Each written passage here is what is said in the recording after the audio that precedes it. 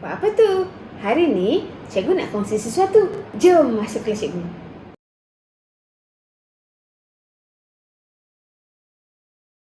Ni sajak aku, dia sajak tentang diri dia. Okey? Sajak ni menggambarkan kita, maksudnya aku ni lah. Dia pergi ke kawasan pantai. Kalau awak pergi kawasan pantai, awak akan nampak kat pantai tu tenang, damai. Ada pokok ru, ada pokok kelapa, ada cengkerang-cengkerang, ada gigi air, ada pasir pantai. Okey? Dia kata, tidak ada manusia lain di pantai ini kecuali diriku. So dia bayangkan, dia seorang-seorang. Dia membayangkan bahawa dia itu ialah Nabi Adam. Okay? Nabi Adam ialah manusia pertama yang Allah ciptakan. So yang pertama dia kata, tidak ada manusia lain di pantai kecuali diriku. Apa maksudnya ni? Alah, senang sangat. So dia kata penyajak, dia beramai-ramai ke dia bersendirian? Bersendirian.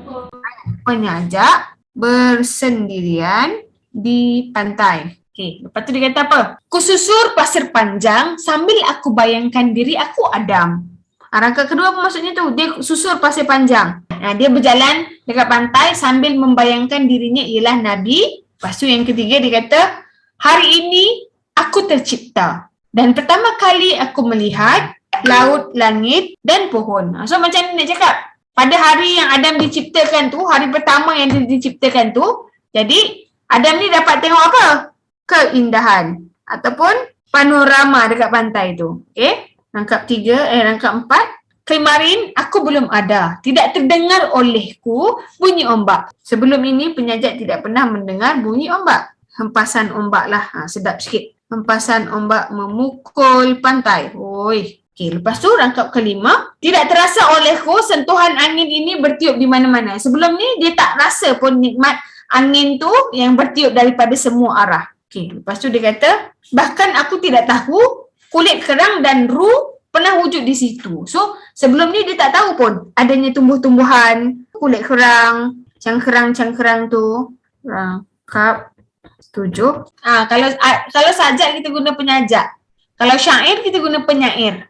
Yang Nabi Adam tu. Oh, dia bayangkan diri dia Adam. Tapi dia masih seorang penyajak. Dia cuma membayangkan sahaja.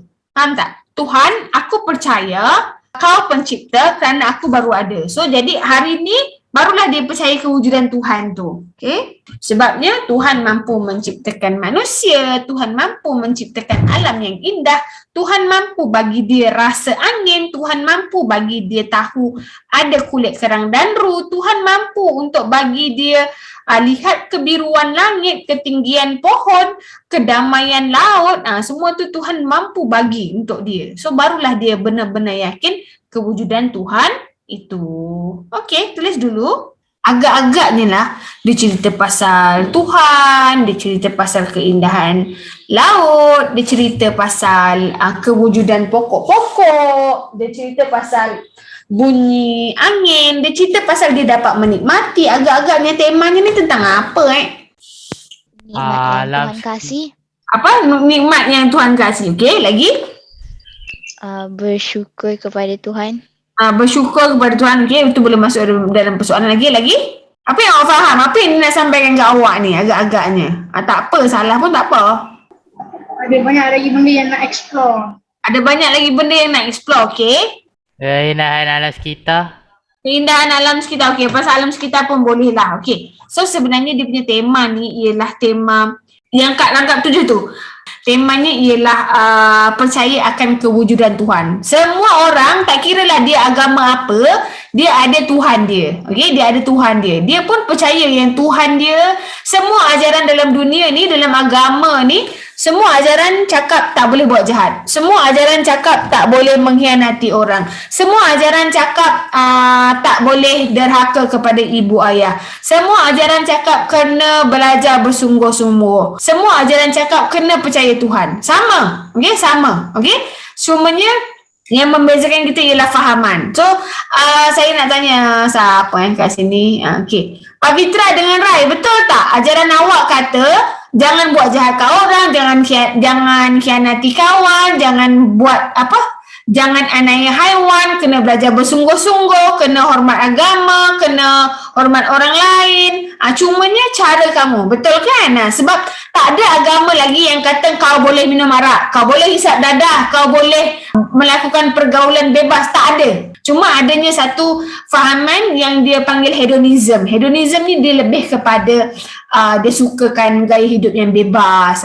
Tak ada orang halang whatsoever macam tu. Okay? Semua agama dalam dunia ni percaya kepada buat baik dibalas baik. Okay? Kalau awak buat baik, orang akan treat awak baik. Kalau awak buat jahat, orang akan treat awak jahat. Macam itulah. Okay? Tak ada agama yang cakap, kalau kau jumpa orang yang lain agama, kau boleh ejek dia. Tak ada. Saya belum pernah jumpa.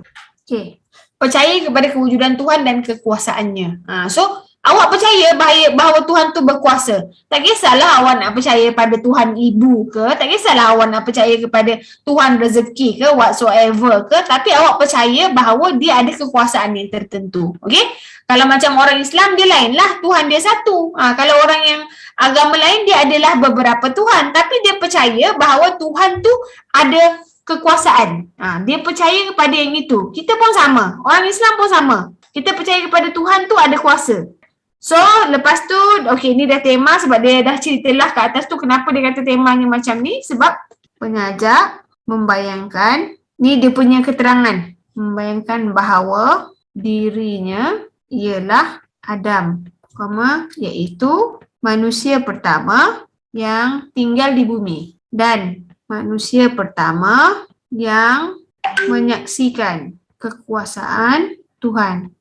Dia saksikan dengan dia punya deria penglihatan, dia punya deria pendengaran, dia punya deria rasa, dia rasa ada angin sentuh-sentuh kat dia. So dia yang menyaksikan. Okay? So kat sini ialah persoalan, nilai dan juga pengajaran. Okay, tadi ada apa tu? Ada Rania cakap tentang kesyukuran. Betul lah tu, kesyukuran. Nilainya nilai kesyukuran. Okay, persoalan tentang apa? Persoalan tentang kesyukuran terhadap apa? Awak dapat rasa tu, dapat rasa ni, dapat dengar tu, dapat dengar ni. Cuba bayangkan kalau awak ni pekak, bisu, cacat, dapat tak rasa nikmat-nikmat tu semua? Tak.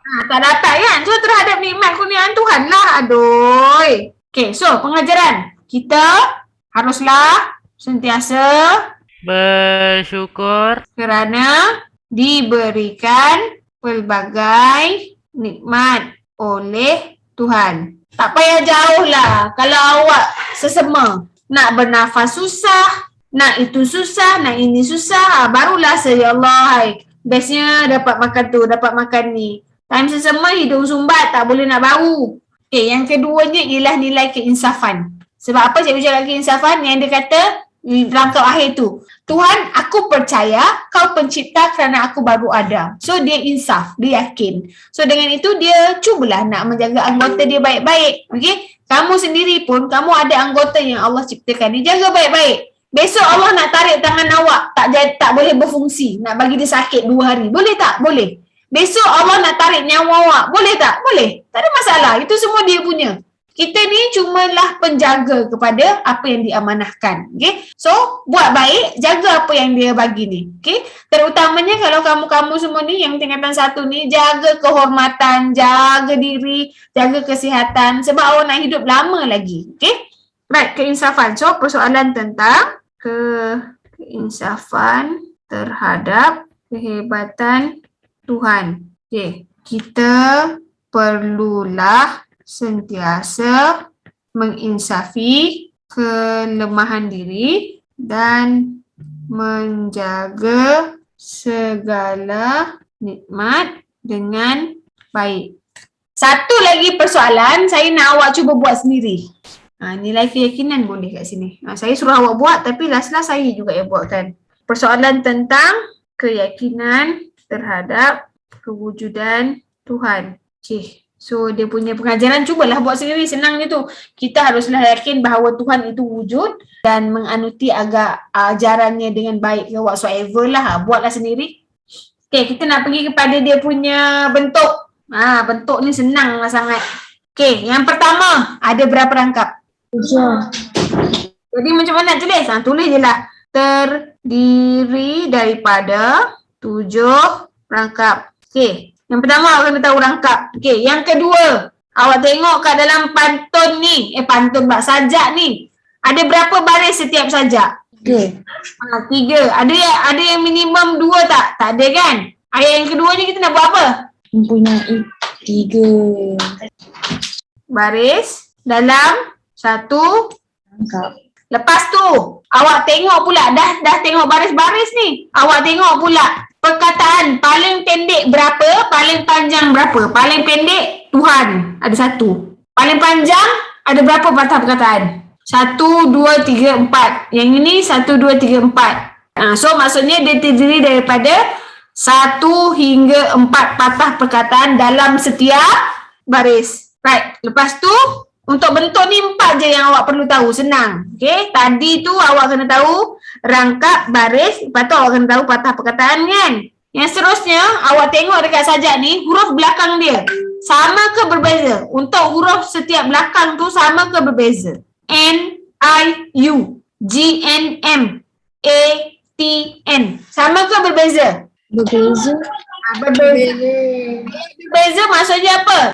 Itu ialah jenis sajak bebas. Okay, berbentuk bebas. Kalau huruf dia kat belakang ni sama, contohlah U. Itu maksudnya sajak berbentuk terikat. Tahu 4 ni dah cukup dah dapat dah 2 markah. Okay, so sekarang kita nak pergi kepada gaya bahasa. Paling mudah kalau ada perkataan ku. Ku ni sebenarnya aku jadi ku. Dia nombor 1 sinkop. Okay, sinkop ni aku jadi ku. Ni, tulislah ni, kecuali diriku. Ku tu yang sinkop. Yang kedua, at least awak tahu adanya kata ganda. Mana-mana. Yang ini kata ganda. Right. Yang ketiga, paling senang juga. Unsur alam. Okay, cuba cari apa contoh unsur alam dalam ni. Laut. Ombak. Ombak. Lagi? Langit. Langit. Pohon. Pohon, laut, kulit kerang, ru. Tu semuanya unsur alam. Faham? Faham.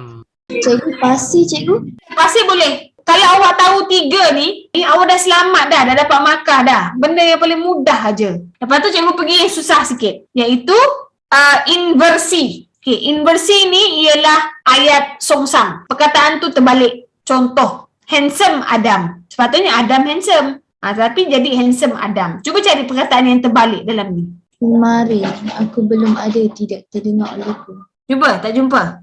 Ni. Dan pertama kali. Sepatutnya kali pertama, bukan pertama kali. Kalau dia tulis macam yang olehku ni kan, macam ni kan, tidak terdengar oleh. Kalau dia tulis aku, barulah awak boleh buat dia jadi inversi. Maksudnya, aku tidak terdengar. Tidak terdengar oleh aku kan. Sepatutnya kalau macam tu baru boleh buat inversi. Tapi yang ni tak boleh lah. Okay. Dapat inversi tu maksudnya ialah ayat songsang. Kita tengok pula anafora. Okay, anafora, epifora, repetisi. Ni tiga-tiga ni semuanya ialah perulangan. Tapi kalau ana, ana start dengan huruf A, maksudnya A awal. So cari perkataan yang sama berulang 2 kali. Tidak. Ya, tidak. Betul. Tidak. Inilah anafora. Selepas anafora, kita ada epifora. Kalau epi, N, ulang akhir baris. Perkataan yang sama berulang pada akhir baris. Yang mana satu? Ada. Ya betul. Ada dengan ada. Olehku pun boleh juga. Ini dengan ini. Ni semuanya contoh untuk epifora. Awak nak buat epifora kan? Awak kena tulis semua. Kemarin aku belum ada kerana aku baru ada. Ambil pen, garis kat bawah dia. Maksudnya awak faham perkataan tu berulang di belakang. Faham tak? Faham. Yeah. Awak kalau tahu 6 ni, awak guna sampai tingkatan 5, selamat hidup awak dalam gaya bahasa. Macam mana? Cikgu harap anda belajar sesuatu. Jangan lupa like dan subscribe. Bye.